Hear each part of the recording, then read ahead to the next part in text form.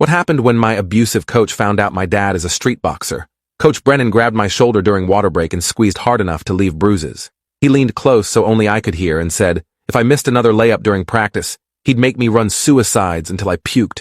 His breath smelled like coffee and cigarettes, and his grip felt like iron clamps digging into muscle. I was 15 years old, 5'9", and weighed maybe 130 soaking wet. He was 6'3", 240 pounds of former college athlete who'd washed out of coaching at better schools and ended up at Lincoln High where nobody asked too many questions about his methods. The gymnasium echoed with squeaking shoes and bouncing basketballs. My teammates ran drills while Brennan held me in place, his fingers pressing into the exact spot he'd grabbed yesterday and the day before that. The bruises formed layers now, purple and yellow and green. A timeline of his discipline mapped across my shoulders and arms. I kept my face blank because showing pain only made him squeeze harder. He released me finally and shoved me back toward the court. I stumbled, but caught myself before falling. Nobody looked at me directly, but I could feel them watching from the corners of their eyes. I'd been on varsity basketball since freshman year because I was fast and could shoot threes with decent accuracy. Brennan had been coaching at Lincoln for 12 years and had a reputation for winning games and producing players who went to college on scholarships. What people didn't talk about openly was how he treated the kids who weren't his favorites, the ones who didn't come from families with money or connections. I was one of those kids. My mom worked double shifts as a nurse, and my dad did construction and odd jobs, whatever kept bills paid and food on the table. We lived in the apartments on the east side where rent was cheap, and nobody complained about noise. Practice lasted 2 more hours, and Brennan found reasons to single me out 11 times. I counted because counting gave me something to focus on besides the fear in my stomach. He made me run extra drills while everyone else rested. He criticized my form on every shot, even when the ball went through the net clean. He assigned me to guard our best player during scrimmage, and then screamed at me when I couldn't stop him from scoring. The other guys on the team stayed quiet and kept their heads down. They'd learned the same lesson I was learning now. Speaking up meant becoming the new target. After practice ended, I changed clothes in the locker room while my shoulders throbbed with deep, aching pain. DeAndre Wilson sat on the bench next to me tying his shoes. He was a junior, our starting point guard, and one of Brennan's favorites because his dad owned 3 car dealerships and donated money to the athletic department. He glanced at my shoulder where the bruise was visible above my t-shirt collar and said quietly that Brennan had been worse this season than ever before. His voice dropped so low, I had to lean in to hear him say that 2 players had quit already and one kid's parents were talking about filing a complaint. I asked why nobody had reported him yet. DeAndre finished tying his shoes and stood up. He said his dad told him that Brennan had connections with the school board and the athletic director. Complaints disappeared, and families who pushed too hard found their kids benched or kicked off teams. The system protected coaches who won championships regardless of how they treated players. He walked away before I could respond, leaving me alone in the locker room with damp concrete walls that smelled like sweat and mildew, and years of teenage boys trying to become men under pressure they didn't know how to handle. I walked home through streets where streetlights flickered and cast uneven shadows across cracked sidewalks. My backpack felt heavier than usual, loaded with textbooks I'd need for homework I was too tired to complete. The apartment building rose 6 stories with exterior hallways and iron railings. Our unit was on the 4th floor at the end of the corridor. I could hear my little sister Tessa laughing before I opened the door. She was 8 years old and watching cartoons on the couch while Mom made dinner in the kitchen. Mom looked up when I came in and immediately noticed something was wrong. She had that ability mothers develop to read their children's pain even when they're trying to hide it. She asked if I was okay, and I said I was fine, just tired from practice. She studied my face for another moment before returning to chopping vegetables. I dropped my backpack by the door and headed to the bathroom to examine my shoulders in the mirror. The bruises were worse than I'd thought, deep purple marks that wrapped around the joint where Brennan's fingers had dug in repeatedly over the past 2 weeks. Dad came home an hour later while we were eating dinner. He worked construction for a company that did commercial renovations and came home every night covered in dust and dried sweat. He kissed Mom and ruffled Tessa's hair before sitting down at the table. His hands were scarred from years of manual labor, and his knuckles looked swollen from some injury he hadn't mentioned. He asked about my day, and I gave him the standard response that school was fine, and practice was fine, and everything was fine. He watched me with dark eyes that missed nothing, but he didn't push for more information.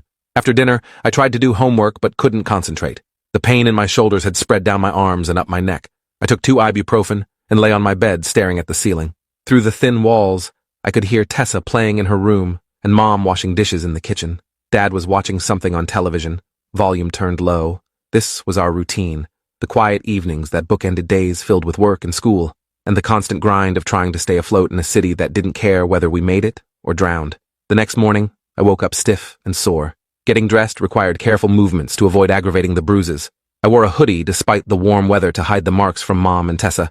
At school, I moved through classes in a fog, unable to focus on lectures or assignments. My best friend Luis noticed during lunch and asked what was wrong. I told him Brennan was getting worse and showed him the bruises in the bathroom where nobody else could see.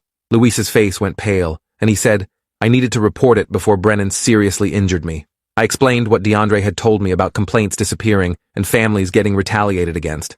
Luis argued that didn't matter, that what Brennan was doing was assault and somebody had to stop him.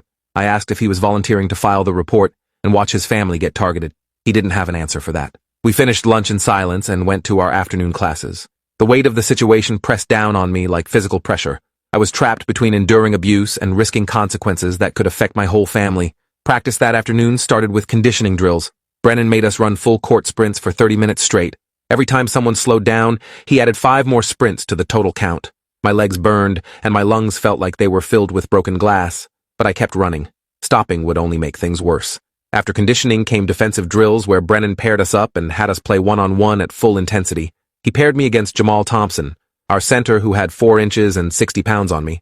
Jamal was a good guy who didn't want to hurt anybody, but Brennan stood on the sideline screaming at him to be more aggressive and physical. Jamal shoved me hard on a drive to the basket and I went down on the hardwood floor. The impact knocked the wind out of me and pain exploded through my already injured shoulder. Brennan blew his whistle and told me to get up and stop being soft. I pushed myself up slowly, testing whether anything was seriously damaged. Everything hurt, but nothing felt broken. Brennan ordered us to run it again. The drill continued for another 20 minutes. Jamal knocked me down 3 more times because Brennan kept demanding more physicality. By the end, my shoulder was screaming, and I could taste blood in my mouth from where I'd bitten my cheek during one of the falls. Brennan finally called for water break, and I stumbled to the bench. My vision swam, and I felt like I might actually throw up. DeAndre handed me a water bottle without saying anything.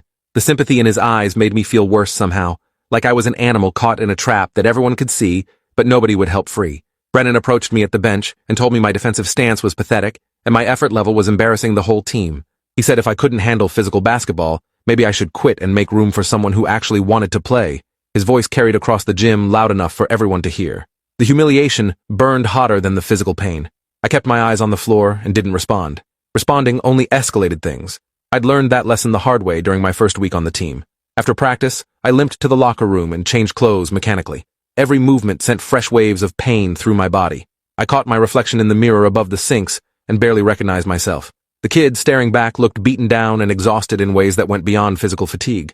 Brennan was breaking something inside me piece by piece, and I didn't know how to stop it. I grabbed my backpack and left through the side exit to avoid seeing anyone else from the team. The walk home took longer than usual because my left knee had started swelling during the last drill. I favored it without thinking and developed a slight limp. People on the street glanced at me and looked away quickly, not wanting to get involved in whatever trouble they assumed I'd found. At the apartment building, I climbed the stairs slowly, using the railing for support. Inside our unit, Mom was helping Tessa with homework at the kitchen table. She looked up, and her expression shifted immediately from focused to alarmed. She asked what happened to me. I tried to brush it off as a rough practice, but she wasn't buying it. She stood up and walked over, examining me with the practiced eye of someone who'd spent 20 years in emergency rooms treating injuries. She pulled up my sleeve before I could stop her and saw the layered bruises on my shoulder. Her face went very still and very calm in the way that meant she was actually furious, but controlling it for my sake. She asked in a quiet voice if my coach did this to me. I didn't answer right away. Part of me wanted to lie and protect everyone from the complications that would follow if the truth came out, but another part was so tired of carrying this alone. I nodded once and watched my mother's expression transform into something I'd never seen before. She told Tessa to go to her room and do her reading. Tessa protested, but Mom's tone left no room for argument. Once Tessa was gone, Mom turned back to me and asked how long this had been happening. I told her the truth. 2 weeks of escalating physical abuse disguised as coaching. The bruises, the excessive drills, the public humiliation, the culture of fear that kept everyone silent. Mom listened without interrupting, her jaw getting tighter with every detail.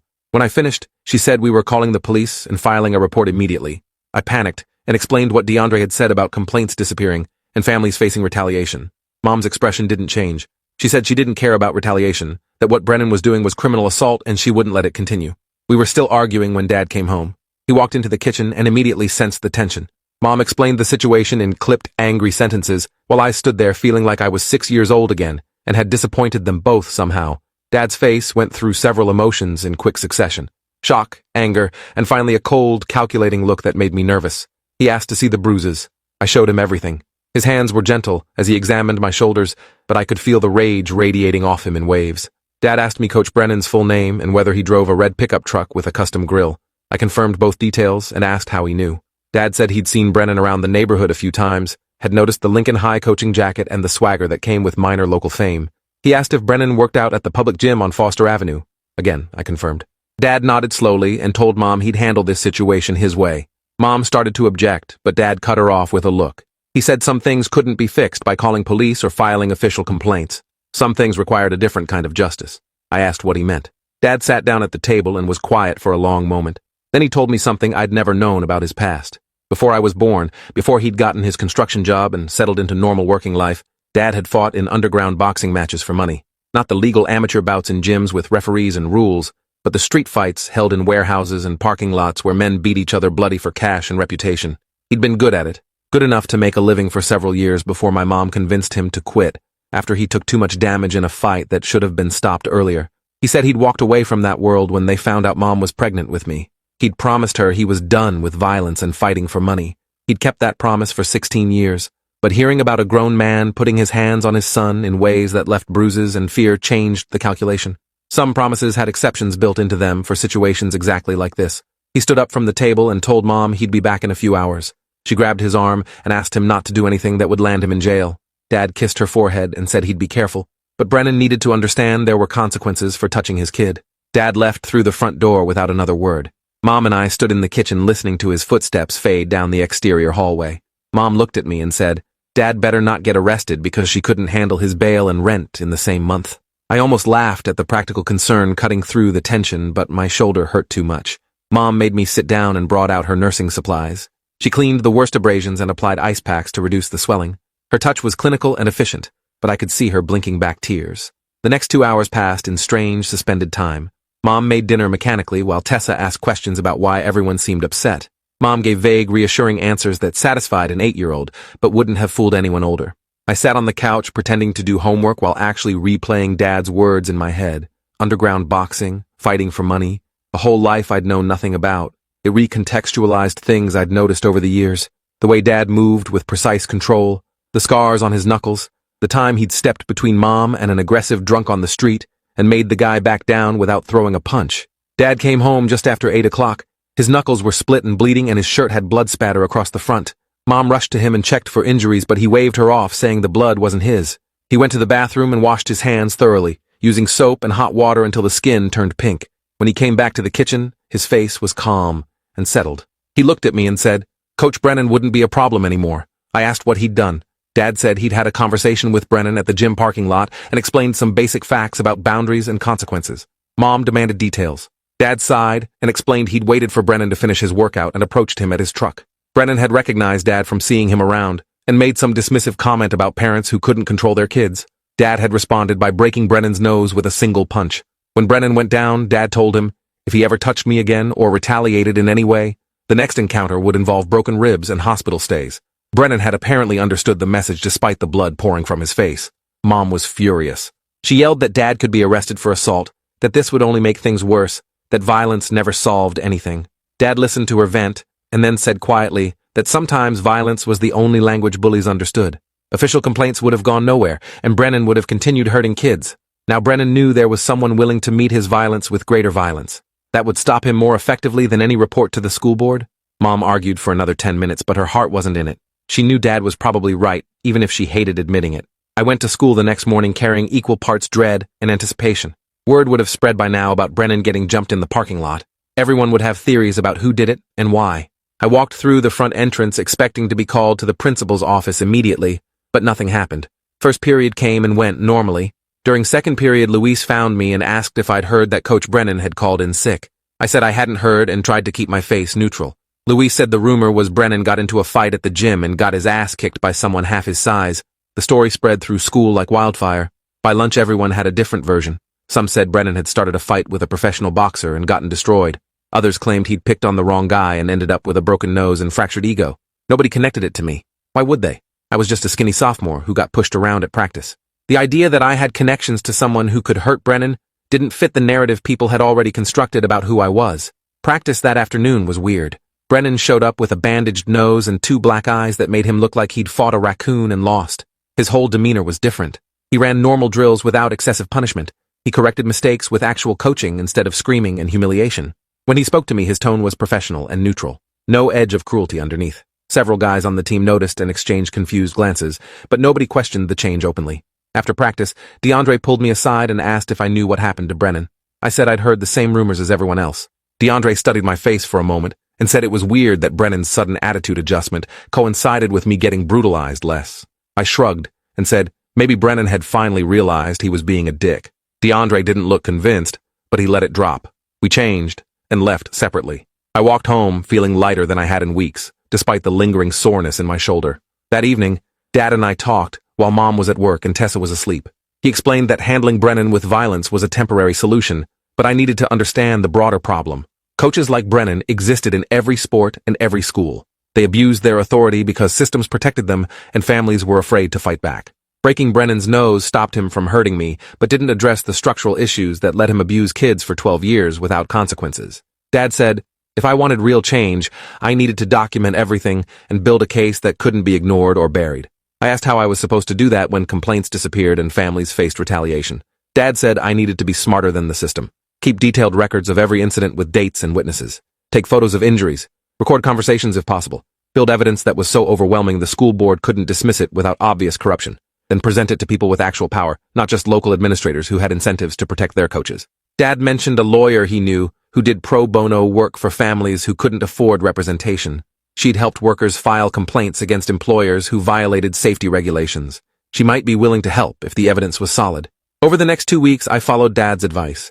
I kept a journal documenting every practice, including what drills we ran and how Brennan treated different players. I took photos of bruises and injuries using the camera on my cheap phone. I talked to teammates and got them to share their own experiences with Brennan. Most were reluctant at first, but seeing someone finally pushing back gave them courage. Jamal told me about stress fractures in his foot that Brennan forced him to play through. Luis mentioned a friend who'd quit the team last year after Brennan grabbed him by the throat during practice. The pattern that emerged was damning. Brennan systematically targeted players from poor families or single-parent households, kids whose parents worked multiple jobs and didn't have time to attend games or ask questions about practice, kids who wouldn't be missed if they quit. Meanwhile, he treated players like DeAndre with favoritism and protection, knowing their families had resources and connections to cause problems if pushed too far. It was calculated abuse based on economic discrimination, and Brennan had been getting away with it for over a decade. I gave all the documentation to Dad, who passed it to his lawyer friend Veronica Okafor. She reviewed everything and called a meeting at her office. Mom came with me. Veronica laid out our options in clear terms. We could file a civil lawsuit against Brennan and the school district for creating an environment that allowed abuse. We could report to state athletic associations and educational oversight boards. We could take the story to local media and force public attention. Each approach had risks and benefits, but all required us to go public and withstand the backlash that would follow. Mom asked if this would affect my ability to play basketball. Veronica said probably yes, at least at Lincoln High. Brennan would likely be suspended during investigation, but the administration would resent us for creating problems. Other coaches might blacklist me from their programs. College scouts might see me as someone who caused drama. The price of justice was often isolation and lost opportunities. That was the calculation families had to make when deciding whether to fight powerful institutions or accept abuse as the cost of participation. I said I wanted to move forward regardless of consequences. Playing basketball under Brennan wasn't worth the physical and psychological damage. If speaking up meant losing opportunities in the short term, that was better than letting Brennan continue hurting kids who came after me. Mom squeezed my hand and told Veronica to file whatever paperwork was necessary. Veronica nodded and said she'd start with a formal complaint to the school board and state athletic association. She'd give them one chance to take meaningful action before escalating to lawsuits and media coverage. The complaint was filed on a Friday afternoon. By Monday morning, the whole school knew something was happening. Principal Vasquez called me to his office during second period. He sat behind his desk looking uncomfortable and asked if I understood the seriousness of accusing a coach of abuse without proof. I told him I had extensive documentation including photos, written testimony from multiple players, and detailed records spanning several weeks. His expression shifted from dismissive to concerned. He said the school board would investigate thoroughly and asked me not to discuss the situation with other students or media while the investigation was ongoing. I agreed to stay quiet publicly, but word spread anyway. Some students were supportive and shared their own stories about Brennan's behavior. Others accused me of being a snitch who couldn't handle tough coaching. The basketball team fractured along predictable lines. Players like DeAndre, whose families had resources, expressed support privately, but stayed neutral publicly. Players who'd been Brennan's victims thanked me for speaking up. Players who'd benefited from Brennan's favoritism acted like I'd betrayed them personally. Jamal stopped talking to me completely, even though I knew Brennan had injured him too. Brennan was placed on administrative leave 2 days after the complaint was filed. Assistant coach Ramirez took over the team temporarily. Practice became calmer and more focused on actual basketball skill development rather than punishment and humiliation. The change was so dramatic that several guys who'd been planning to quit decided to stay, but the atmosphere remained tense. Everyone knew a reckoning was coming and nobody knew how it would shake out. The investigation dragged on for 3 weeks, while school board members interviewed players, reviewed documentation, and debated their response. During that time, I received anonymous threatening messages through social media. People told me I'd ruined Brennan's career over nothing, that I was soft and couldn't handle real coaching, that I'd better watch my back. One message included a photo of our apartment building, with a caption about how easy it would be to find me. I showed everything to Veronica, who documented it, and added it to our complaint. She said this proved the toxic culture that protected abusers. Instead of addressing the abuse, people attacked victims for speaking up. That was exactly why institutional change was so difficult and so necessary. Dad wanted to track down whoever sent the threatening messages and have another parking lot conversation. Mom talked him out of it by pointing out that would only give our opponents ammunition to paint us as the aggressors. We had to stay above reproach while the investigation proceeded. Any violence or retaliation would be used to discredit the complaint and protect Brennan. It was frustrating but true. Victims had to play by stricter rules than abusers, because the system looked for any excuse to dismiss complaints as personal vendettas rather than legitimate grievances about misconduct. The school board finally released their findings on a Thursday afternoon. They determined that Coach Brennan had engaged in inappropriate physical contact and created a hostile environment for certain players. He was officially terminated and banned from coaching at any school in the district. The board also implemented new policies requiring coaches to complete training on appropriate discipline methods and establishing a confidential reporting system for athletes experiencing abuse. It was a partial victory. Brennan was gone, but the new policies felt like cosmetic changes rather than structural reform. Veronica said we could push for more by filing civil lawsuits against both Brennan personally and the school district for negligence. The financial cost of litigation would force institutions to take abuse prevention more seriously. But she also warned that lawsuits were expensive, time-consuming, and emotionally draining. We had to decide if pursuing maximum accountability was worth the additional stress on our family. Mom and Dad discussed it for several days. Eventually, they decided to accept the school board's resolution and move forward rather than spending years in court fighting for money we didn't really need. I returned to basketball practice under Coach Ramirez, feeling strange and untethered. The thing I'd been fighting against was gone, but the damage remained. My relationship with teammates was fractured. My body still carried injuries that would take months to fully heal. My trust in authority figures was shattered. Winning felt hollow because I'd lost so much in the process. Ramirez tried to rebuild team unity, but some divides were too deep. By the end of the season, several players had transferred to other schools or quit basketball entirely. The program that Brennan had built through fear and intimidation collapsed once the foundation of abuse was removed. College scouts who'd been interested in players from Lincoln stopped coming to games. Our record suffered without Brennan's brutal conditioning regime, even though practices were healthier. The message was clear. Winning through abuse was rewarded while losing with dignity was punished. That was the incentive structure that created coaches like Brennan in the first place. Excellence at any cost was valued over athlete well-being. Speaking up about abuse meant sacrificing competitive advantages. The system was designed to perpetuate itself regardless of who got hurt. I finished sophomore year with mixed feelings about everything that happened. On one hand, I'd stopped an abuser and potentially protected future players from similar treatment. On the other hand, I'd learned that justice was complicated, incomplete, and often unsatisfying. Brennan was fired, but would likely get hired somewhere else that didn't check references carefully. The school board implemented policies, but enforcement would be inconsistent. Players who'd supported me faced social consequences, while players who'd stayed silent moved on without repercussions. There was no clean resolution where good triumphed completely over evil. During summer break, Dad took me to the gym where he used to train for street fights. It was a dingy basement space with heavy bags and a worn canvas ring. The guys who trained there were mostly older men with scarred knuckles and cauliflower ears. Dad introduced me to Angelo, the man who'd taught him to fight 20 years ago. Angelo looked me over and asked if I wanted to learn the craft properly. Not for street fighting, but for understanding how to defend myself and channel anger into something productive. I said yes.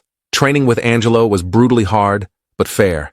He pushed me physically but never punished or humiliated me. He taught proper technique for punching, defensive movement, conditioning that built strength without causing injury. The work was honest in ways basketball under Brennan never had been. When Angelo corrected mistakes, it was about improving performance, not exerting dominance. When I struggled, he offered encouragement, not mockery. The gym became a place where I could process trauma through physical exertion, while learning skills that made me feel less vulnerable. Word got around that I was training, and several guys from the basketball team asked if they could join. I brought Luis first, then Jamal, who'd finally admitted that Brennan had crossed lines with him too. Soon, we had a regular group of 5 players meeting at Angelo's gym 3 times a week. We ran drills and sparred and built a different kind of team unity based on mutual respect rather than fear. Angelo watched us with approval and told Dad we were good kids who'd been failed by adults who should have protected us. That was the real crime. Not that bullies existed, but that institutions enabled them. Junior year started with cautious optimism. Coach Ramirez had spent the summer recruiting players who'd left and rebuilding the program's culture.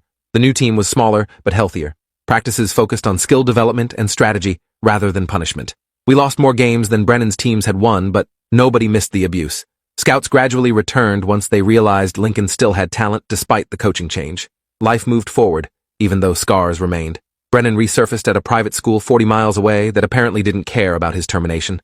Veronica found out through her network and considered filing complaints with their administration, but ultimately decided we'd done what we could.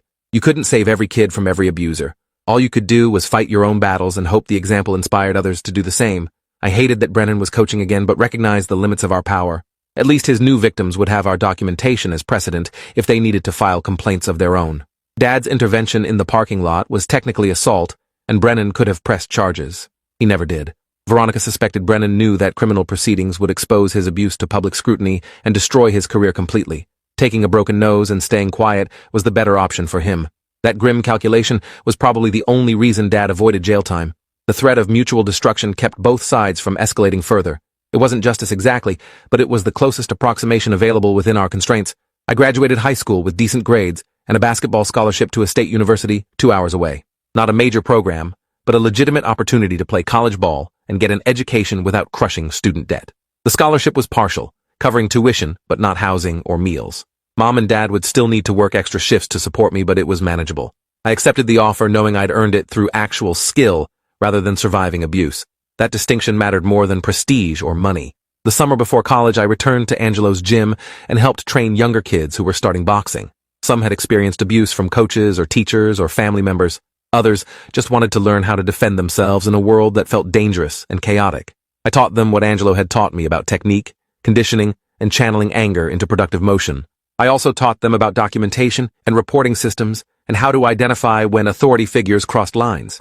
Physical skills were important, but knowledge was power. My last conversation with Dad before leaving for college happened on the apartment balcony overlooking the city. He asked if I regretted speaking up about Brennan despite everything it cost. I thought about it honestly before answering. The short-term consequences were harsh. Fractured friendships, lost opportunities, ongoing threats from people who valued winning over ethics. But the alternative was suffering in silence while Brennan destroyed more kids. I told Dad I'd make the same choice again, even knowing how it turned out. Some battles were worth fighting regardless of whether you won completely. Dad nodded and said he was proud of me for having courage he'd never had at my age. Then he reminded me that the world was full of bullies in different forms, and I'd faced them my whole life. Learning to fight back, whether through documentation or legal action or occasionally parking lot confrontations, was essential survival skill in a system designed to protect power rather than people. College brought new challenges and new coaches with different methods. Some were excellent, some were mediocre. None were abusive like Brennan. I played 4 years of basketball, earned a degree in sports management, and worked with university administration to improve athlete advocacy programs. The experience with Brennan shaped my career path in ways I hadn't anticipated. Fighting institutional abuse became not just personal survival, but professional calling.